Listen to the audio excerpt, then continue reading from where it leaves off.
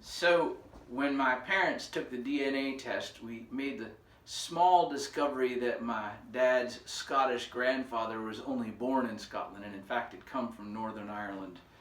And this got my dad, who spent most of his 80 years to that point avoiding anything having to do with family history, suddenly he was intrigued and he wanted a tree and charts and he wanted to know stuff. And long story short, we had found that there were some cousins who still lived in the same town where his great-great-grandparents had lived, this town of Newtonards in County Down, not far from Belfast and very close to Scotland in the Irish Channel.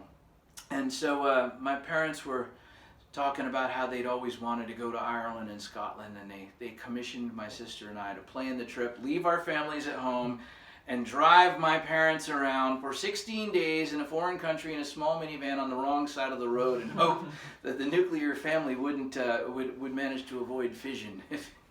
So as it turned out, that the day that we had arranged to meet these cousins in Newtonards, we had met another cousin like 5 days before we left, and she said, "Oh, I'd love to meet you there," and she said, "I can arrange this. I know the church where they got married and all of this other stuff." And so when our last day in Ireland, we went to Newtonards and we met them, and it was an amazing experience. And we had been at dinner together, and I'm looking out over the Irish Channel at Scotland, where my family left probably 170 years ago, and their families never did. It was probably the first time that those three lines of the family had been in the same room at the same time, in all of that time.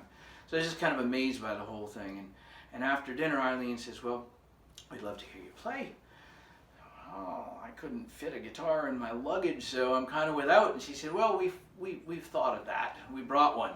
So my dad and I went and played. Dad plays piano, and he was playing the grand piano out there in the foyer of this restaurant, and I'm playing this guitar, and I'm just, this is cool. All these lovely Northern Ireland people are walking by and saying nice things, apparently, because I couldn't understand anything anybody said to me the whole time. So it was, they didn't throw anything, and I took that as a positive. So anyway, at the end, so I'm packing up the guitar. I was like, it was really nice to be able to play guitar for a little while. I've missed it, and thank you for doing it. And she says, "It goes with you." And I knew then that I didn't hear her right, because that would have been insane. And I said, "Well, you couldn't have meant what I think you said, so what did you say?" And she said, "No, it goes with you." She said, "It was made here. My husband here has had this guitar for 20 years, and he doesn't play it all that often, and we can always get another one. We want our American singer-songwriter cousin to have something to bring home from his ancestral homeland, and that would be this very guitar, this Loudon guitar." And when I got over my astonishment and got back to the Airbnb that night, I looked it up and looked up the serial number on the company website, and it turns out that the guitar was actually made in the town of Newtonards, where my family came from.